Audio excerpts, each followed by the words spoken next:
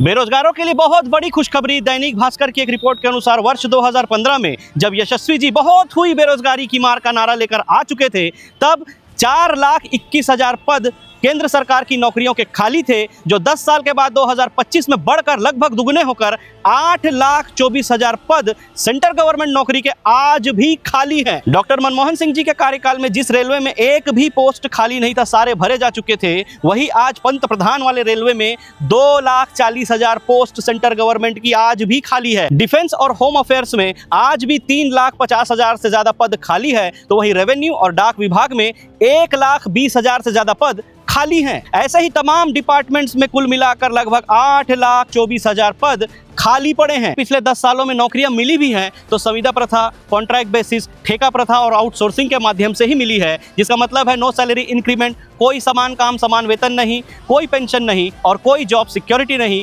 आप दिन रात गधे की तरह मेहनत करते रहिए, दिन दोपहरी रात महंगाई बढ़ रही है, लेकिन संविदा प्रथा, ठेका प्रथा, कॉन्ट्रैक्ट बेसिस वर्करों की सैलरी 10 साल में भी बढ़ेगी, इसकी कोई गारंटी नहीं है। और समान वेतन तो भूल जाइए, समान इज्जत भी नहीं मिलता। जिस वुमेन रिजर्वेशन बिल की आड़ में ये डिलिमिटेशन लाकर 850 सांसद देश पर थोपना चाहते हैं, आप अंदाजा लगाइए, एक सांसद की सैलरी लगभग लाख रुपए होती है, उसकी गाड़ी, उसका बंगला, उसका आना जाना हर खर्चा करके महीने के अरबों रुपए उन पर फूकना पसंद करती है। इतना पैसा उनके पास है। और जो ये केंद्र सरकार की 8,000 से ज्यादा नौकरियां रिक्त पद खाली है, उस पर भी भर्ती करने के लिए शायद इनके पास पैसे नहीं है। आप अंदाजा लगाइए, 2014-15 में जो युवा 25-30 साल का रहा होगा, वो आज 35-40 का हो चुका होगा, जिसमें मैं भी एक हूँ। हमारे लिए सेंट्रल गवर्नमेंट की परमानेंट नौकरियां ही नहीं निकली। हर युवा का एक ख्वाब होता है कि केंद्रीय कर्मचारी बने, लेकिन हमसे वो ख्वाब भी छीना गया। और अगर आज या भविष्य में ये वैकेंसी के लिए विज्ञापन निकलता भी है, तो हम और मेरे जैसे कितने ही युवा भाई बहन अपने उम्र के कारण एलिजिबल नहीं होंगे। मतलब एक पूरी पीढ़ी के सपने को तोड़कर, कुचलकर